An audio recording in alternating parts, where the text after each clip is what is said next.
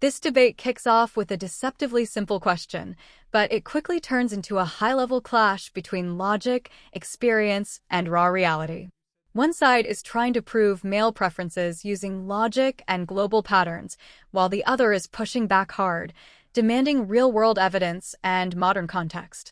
And here's where it gets spicy. When the topic shifts to sexual experience versus preference, the entire conversation starts exposing contradictions on both sides. Are men actually consistent in what they say they want, or is there a gap between what they claim and what they choose? Stick around, because this debate doesn't just challenge opinions, it challenges how people justify them. But if you're going to say men prefer women who don't know what they're doing, I'm just saying, like, you can look online and see men talk about this all the time. So let's dive into this real quick then. Let's find out, and we'll test your logic and see if that's true.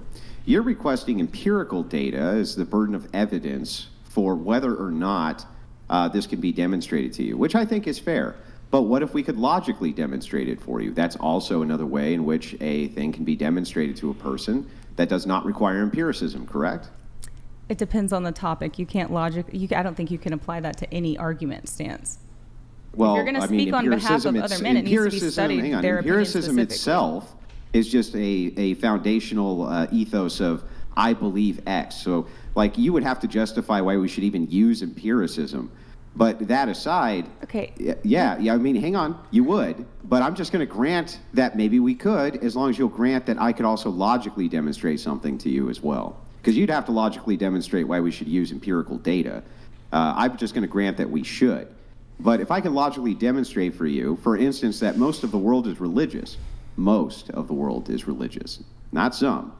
And most of the religions of the world have some kind of virtue ethic when it comes to sex. Is that correct? Yes, absolutely. Well, then there must be some preference for promiscuity. Does that mean they uphold being it, bad though? from the position of both men and women. I mean, you could also argue that someone who is promiscuous is probably more fertile. You could really dive into that on all kinds of levels. That does not contend with my argument that I just gave you at all. Okay, but so that would be most to of the world assume is that religious, right, but that and would most religions. Stop. Let me make the argument again, Okay. and then steelman the argument before you respond to it. Okay. Right here is where the debate gets intellectually sharp. He's laying out a structured, logical argument. Most of the world is religious. Most religions discourage promiscuity. So naturally, there must be a general preference against it. Clean, simple, logical. But her pushback is equally important. She's saying logic alone isn't enough without real-world data, especially in today's changing society. And this is the classic clash, theory versus reality. One is arguing from patterns and systems, the other from lived behavior and modern culture. So let me ask you, what matters more when forming an opinion, logical consistency or real-world observation? Respond to it. Okay. The argument is if most of the world is religious, most religions have a sexual ethic which is against promiscuity, which they do, then it seems that people must have some preference against sexual promiscuity. That would be a sound conclusion. Can you steelman the argument first and then give me an argument counter to it? I think what you're saying is valid, but I think that not everyone who's religious upholds religious values by far. By far. There are outliers. That's a non sequitur. What's the argument? The argument is that until there's actual data saying what men prefer, then all of this is just hypothetical bullshit. It can't be hypothetical. We have empirical data on religion. We when was know religion empirically formed? That most of the world is religious. Right. We know that empirically. When was religion formed? You have to take into context society at the time that it was formed. Why do we have to do that when we're talking about modernity? Because we don't live in that climate anymore. We don't live in that climate anymore. No. That's a genetic fallacy. What are you talking about? That's a fallacious form of argumentation. People who Why created would we the have to go to when a religion was formed to make a determination that right this second, most of society is religious? In most societies of the world have some kind of religion they adhere to with sexual ethics which are against promiscuity. Therefore, there must be some preference against promiscuity, unless you can give me a counter argument to that. I'm not saying that there's not a preference. I'm saying, and most of the people that would be in favor of women who are more experienced are not going to be religious to begin with. So you're adding all these variables. That's not a counter argument. They're kind of cucks, to be honest. I mean, I don't That's disagree. not a counter argument. Like, what's the counter argument to it? Some people might not be religious. I know. I'm granting that. That's right, baked but in, you're right? trying to We're add in a saying bunch of most variables of that may not be applicable in today's society. I don't know very many people who have said things along the lines of "I prefer a woman who's more experienced" that are religious. Most of the people in the world do not live in Western societies. Most do not. Okay, so are we having a world debate or an American culture We're talking debate? about Muslims, and we're talking about Jews, and we're talking about Christians, and we're talking about all sorts of different religions which exist. There's almost in all of them an ethic against sexual promiscuity. Almost all of them. If we're talking about the whole world, then yeah, that's absolutely fair. Against promiscuity, right? Yeah, if we're talking worldwide, yeah, that's fair. Yeah. So you... Well, I mean, you don't think that human beings evolved... You don't think that men... The ontological nature of what is a man in a Muslim nation is different than the ontological nature of a man here, right? I mean, they're the same. They're both men. I think so. Why would they have a preference there? Distinct from a preference here. For all of us who are religious, seem to have this preference, and most people are religious. There's multiple factors that go into a person's decision making, and religion is not the only thing. There are social aspects, generational aspects, and are you arguing that what things are like in Egypt right now are similar to America? Are you saying the culture? No, there's going to be a cultural. Of course, there's going to be cultural distinctions between them, but their religions can be uniform even absent culture. So, for instance, Muslim religion in Africa could be exactly the same religion which is followed in the middle of Qatar, whatever. Right? Sure. The point is we can even take into account these cultural considerations.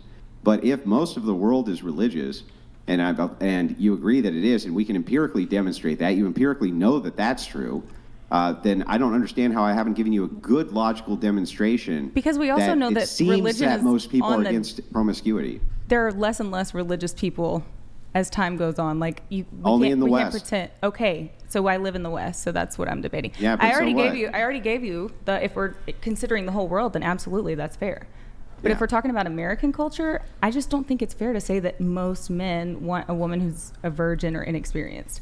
Most people in the United States identify with a religion. Most. Okay. Well, you would. I mean, if you're talking about somewhere that, between 19 and 30% who self-ID as agnostic or atheist, and even those people will often identify as being culturally Christian. So the thing is that if that's true even here, the majority of people even here, and the immigrants which come into the country, come in usually with a religious background. South America, especially, they're Catholic. If they're coming in from the East, they're Muslim, or they're but there's Orthodox many other Christians, religions. kind of thing. There's even Christian sects that allow polygamy, and then there's all the different sects of paganism that don't give a shit about things like that. There's very few, and the West does not allow polygamy. It's not only illegal, it's considered immoral. Okay. And the Christian polygamists are not allowed to be polygamists. Okay, maybe not legally, but you want to act like not Mormons don't have multiple... spiritually. Yeah. Is it legal in Nevada? No. It's not legal to be a polygamist in Nevada. Okay. Wait, so there's let me ask you a question. Let me ask you a question here. Do you think that men are thinking, I like her, but I would like her more had she fucked more men before me? No, I don't think it's a matter of that. I just think sometimes guys want a woman who's more experienced, and unfortunately they're not going to find that in a virgin. Okay, I would argue the men people. that want, first off, let's be real here. Most is good. It's really not all that hard. Sex isn't this complicated procedure, especially as a woman, for women to be good. Now this is where things get really interesting. He flips the argument by separating experience from number of partners, which completely challenges the common assumption. Because think about it, does having more partners actually make someone better or just more varied? And her response introduces complexity, variables, experimentation, different dynamics, which isn't wrong, but it also avoids giving a clear standard. This is where the debate gets messy, because both sides are technically right in different ways. But here's the real question: are people using experience as a genuine preference, or just as a way to justify attraction? For women to be good in bed, it really doesn't take much. So this idea that the more sexual partners you've had, that also, actually on that note, wouldn't you argue that a woman who's had one partner, but she's had sex with that partner 1,000 times, is going to be more sexually experienced than the woman who slept with 100 men one time each? There's so many variables to this. How experimental is that one couple? If they're doing the same shit every time, then they're not really. She's not getting a lot of experience. Okay, the one of the kind of cheap shots that's often used by pure empiricists is this idea of a multifaceted variables making the thing so complex that we can't actually make any deductions from it or inductions from it. But the truth is that correlates, there's usually primary correlates, and then there's kind of non-primary correlates. We still can look at primary correlates here when we're looking at data. Yeah. Right? You would agree that that's true. So yes. just kind of waving it off and saying, hey, there's tons and tons of variables. Nobody's going to dispute that there's tons of variables, but there's still going to be prime correlates that we can look at. Okay. And that's what Brian's kind of pointing to, is these prime correlates.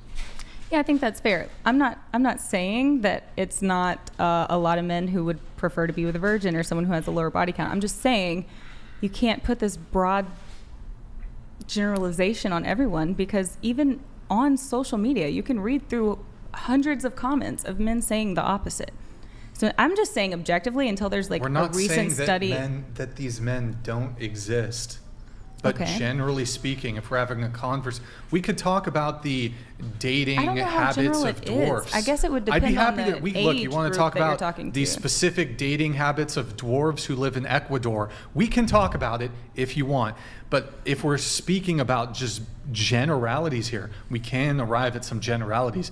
And generally speaking, men prefer sexual purity in women. Maybe the men in the study. What study? I'm just telling you, among our age group, I need not even look at a study to make this determination.